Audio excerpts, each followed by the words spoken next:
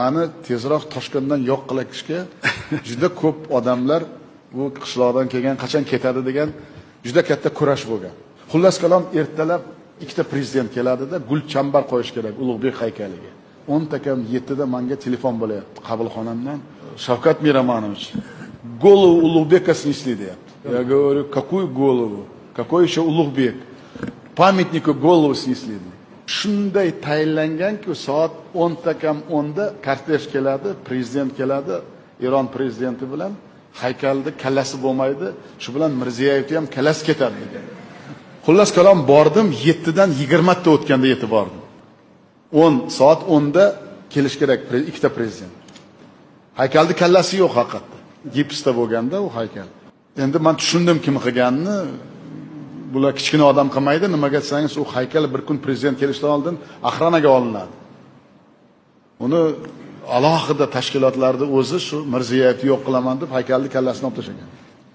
Har kuni men o'zi gazetani albatta o'qiyman. Вечерний Toshkentda o'qisam, hozirgi mana shu xirurgiya markazida Ibn Sinoning haykalini tagi qaysidir xuliganlar kavlab ichiga uy qilib olgan to'g'risida kichkinagina tagida statya chiqqanini prosta o'qib qolib ketganman. Shunday esimga tushdi. Shu haykal hamma narsani hal qilish kerak. Bu gap Mirziyoyevni ishdan olib tashlashi to'g'ri, lekin davlat sharmanda bo'ladi. Prezident olib kelsa u haykalga haykalga gulchambar qo'ymaydi-ku. Keyin esimga tushdiki, shu haykal gipsdan bo'lsa kerak dedim. Mashinamni o'zim ruldan qildim, bir andijonlik movunim bor edi. O'shani mashinaga o'tirdim-da, uyga borib, arrang bormi uyda dedim, arrang. Arrang bor dedi. Ikkita uchta arrangni oldi, u o'zi yo'lda turardi. Chilonzorda o'sha. U ham Chilonzorda-ku. O'zim rolda o'tirib bordim-da, ertalab borib hamma uxlayotdi. Biz ham Ibn Sinoning haykalini kesib banam olib keldim.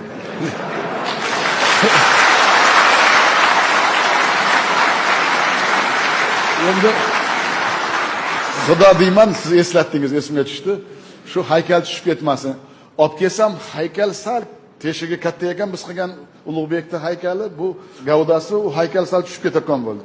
Men keyin gipsdan sharf qildim. 1,5 soatda. Xullas kalom esimni birinchi movuni 10 takam 9 da keldida, ular endi 100% meni ishdan olishga keldi. Где голова Ulug'beka dedi, menga qarab gapiryapti, haykalga qaramaydi. Где голова dedi menga. Shunday qarasa haykal turibdi. Haykal ham turibdi, kalla ham turibdi. Men nima demoqchiman? Mana yoshlar o'tiribdi. Bu kunga kelish o'zidan o'zi oson bo'lmaydi. Bu kurash bu.